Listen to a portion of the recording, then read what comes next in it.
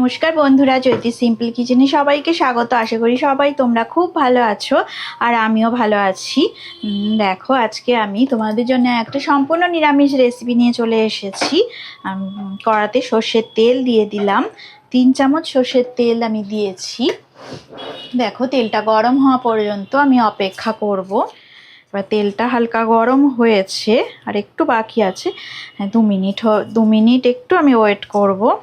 তো 2 মিনিট হয়ে গেছে, তেলটা গরম হয়ে গেছে। দেখো, এবারে দেখো আমি কালো জিরে দিয়ে দিলাম, 1/2 চামচ কালো জিরে দিয়ে দিলাম আর গ্যাসের ফ্লেমটাকে আমি মিডিয়ামে করে রেখে দিলাম। এবারে দেখো, আমি কচু কেটে নিয়েছিলাম, 7 থেকে 8টা কচু এইভাবে আমি টুকরো করে দেখো কেটে নিয়েছি। তো কচুটাকে আমি কাটা কচুগুলোকে আমি দিয়ে দিলাম। এবারে সামান্য পরিমাণে একটু আমি নুন দিয়ে দিলাম।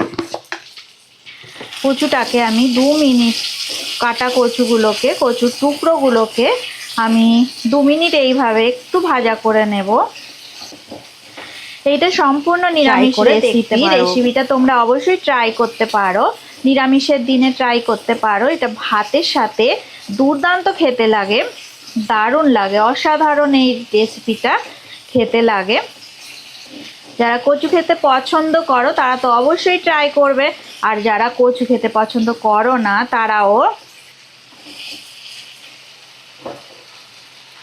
দেখো, এবার আমি টুকরো করে কাটা আলু আর ঝিঙে এইভাবে দেখো গোল করে কেটে নিয়েছি, আর ডুমো করে এইভাবে আলু কেটে নিয়েছি।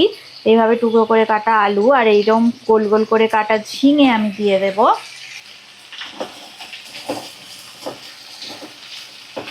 মিডিয়াম ফ্লেমে রেখেই আমি একটু নাড়াচাড়া করে নেব। 5 মিনিটের জন্য একটু নাড়াচাড়া করব। আর তার মধ্যে দেখো আমি হলুদ গুঁড়ো দিয়ে দিচ্ছি, পরিমাণ মতো হলুদ গুঁড়ো দিয়ে দিলাম। হলুদ গুঁড়ো দিয়ে ভালো করে আমি 5 মিনিটের জন্য একটু নাড়াচাড়া করে একটু ভাজা ভাজা করে নেব। মিডিয়াম ফ্লেমে রেখেই আমি ভাজাটা করছি। আলু, ঝিঙে আর কচু ভালো করে ভাজা করে নিচ্ছি। এইভাবে 4-5 মিনিট নাড়াচাড়া করে ভাজা করার পরে আমি কিছুক্ষণের জন্য একটু ঢাকা দিয়ে দেব, আর ফ্লেমটাকে আমি লো ফ্লেমে করে দেব।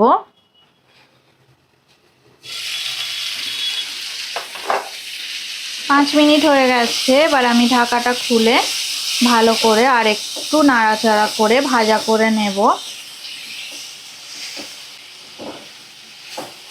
ঝিঙে কচু আলু দিয়ে কে কে এইভাবে রান্না করেছো অবশ্যই আমাকে কমেন্ট করে তোমরা জানাবে। আর দেখো, আমি এবারে আদা বাটা দিয়ে দিলাম, 1 চামচ আদা বাটা দিয়ে দিলাম আর একটা কাঁচা লঙ্কা দিয়ে দিলাম। ফুটে গেলে আমি এবার চাপা দিয়ে দেব।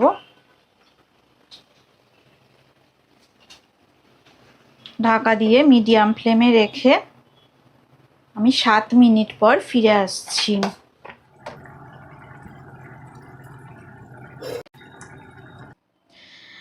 দেখো, ঝিঙে কচু আর আলু দিয়ে সুন্দর করে আমার রেসিপিটা রান্না করা হয়ে গেছে।